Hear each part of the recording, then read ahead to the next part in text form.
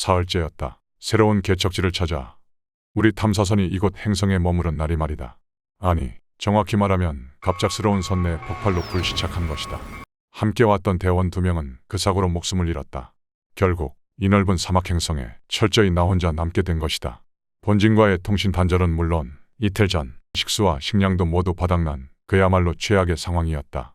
정말이지 인기척 하나 느껴지지 않는 이 적막함을 홀로 걸을 뿐이었다. 사막의 모래바닥이 마치 내 발을 심연의 바닥 끝으로 끌어내리는 듯이 온몸이 무거워졌고 이내 정신을 잃었다. 그로부터 얼마가 지났는지는 정확히 모르겠다.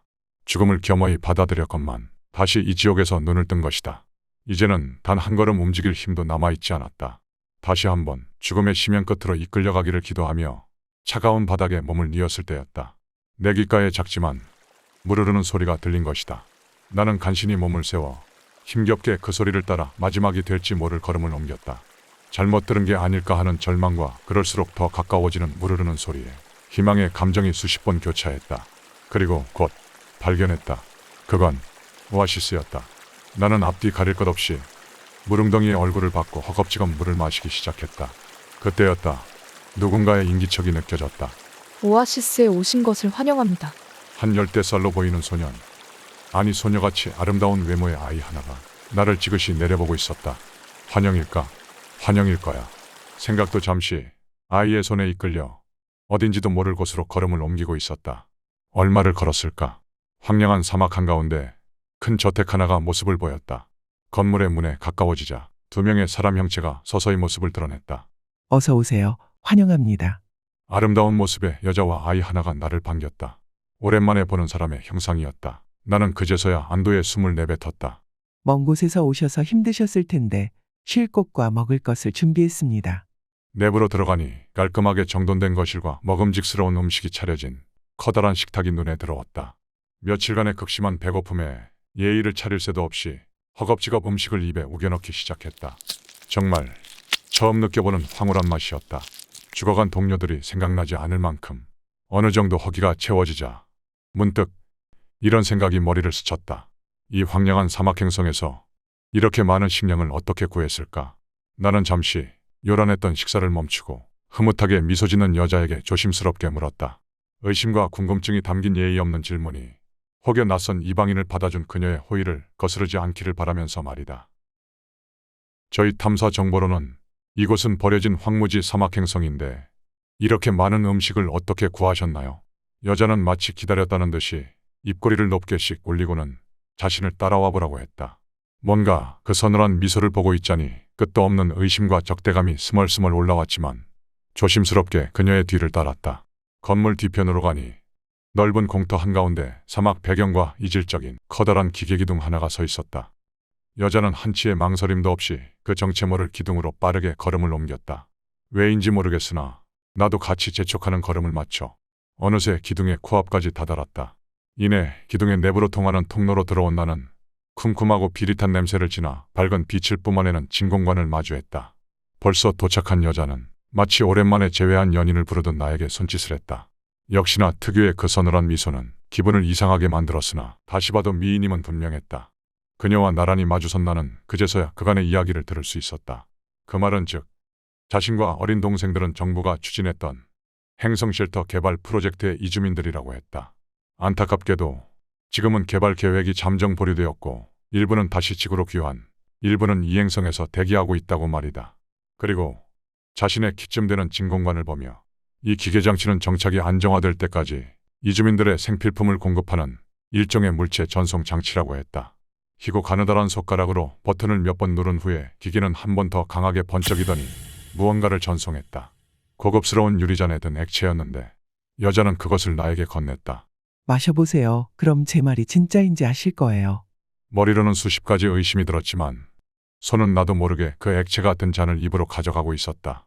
그런데 조심스럽게 한 모금 삼킨 그 액체는 내가 지구로 귀환하면 그토록 마시고 싶어 하던 맥주였다. 맥주는 그 장치로부터 취할 만큼 계속 나왔고 나는 정신을 잃고 미친 듯이 마셔대기 시작했다. 온몸이 마치 공중을 가볍게 날듯이 몽롱함에 취기가 올랐을 때쯤 2명의 아이들에게 부축을 받아 침실이 꾸며진 작은 방으로 향했다. 다음 날쯤이 맞을까? 시끄럽게 몰아치는 모래 바람 소리에 잠에서 깨어났다. 그런데 이상했다. 분명 깨끗한 침대에서 일어났어야 말이 되는데 내가 일어난 곳은 차갑고 더러운 폐건물의 바닥이었다. 내가 꿈을 꾼 걸까? 폐건물 밖으로 나온 나는 다시 한번 현실의 상황을 직시했다. 그때 보았던 화려한 대저택은 온데간데 없고 다 쓰러져가는 임시 건물이 덩그러니 세워져 있었다. 그때였다. 혼란스러운 마음을 추스리고 있을 때쯤 허름한 행색의 노파가 다가와 나에게 물었다. 이곳은 아무도 살지 않는 버려진 건물인데 왜 그곳에서 나오냐며. 나는 굳이 그러지 않아도 됐지만 그간에 일어났던 이야기를 들려주었다. 그러자 노파는 혀를 차며 자신을 따라와 보라고 했다. 건물의 뒤편으로 따라온 나는 내 기억과 이음새가 맞지 않는 다른 풍경에 잠시 멍해져 있었다. 그때 보았던 웅장한 기계기둥과는 다른 느낌의 형체가 붉은 핏빛을 뿜으며 기괴하게 세워져 있었다. 그것은 마치 새빨간 눈을 부릅뜬 악마를 소환할 법한 재단과도 같은 느낌이었다. 혼란스러움의 돌처럼 굳은 내 시선을 깨우듯 노파가 다시 입을 뗐다. 오래전이었지. 정부가 실험을 목표로 사람들을 이곳 행성으로 불러 모은 게 삭막한 지구를 떠나 새로운 보금자리를 위해 온 사람들 말이야. 대부분은 연고지가 불분명하거나 보호자가 없는 거리의 불황자나 고아들이었어. 참혹한 가난과 고독 속에서 이곳은 그들에게 신락 같은 희망을 주는 오아시스였을 거야. 며칠간 임시 거처를 짓고 저 이동장치를 통해 식료품이 전달됐지. 하지만 한 달쯤 되던 때 그 기계에는 식료품만이 아닌 사람도 들어가기 시작했어. 일부는 적대국의 비밀 지하 통로로, 일부는 총알이 빗발치는 전쟁터로. 그곳에 비밀스럽게 지어진 장치로 건너간 사람들은 대부분 돌아오지 못했어. 그때마다 정부는 남아있던 사람들에게 그들이 지구로 귀환했다고 했지. 그해 사막의 모래폭풍이 요란했던 오후였어. 남은 이주민들, 아니 실험체는 3명이었어. 실험을 모두 마친 정부는 그들에게 며칠 후 다시 오겠다며 떠났어. 그래, 그들을 버린 거야.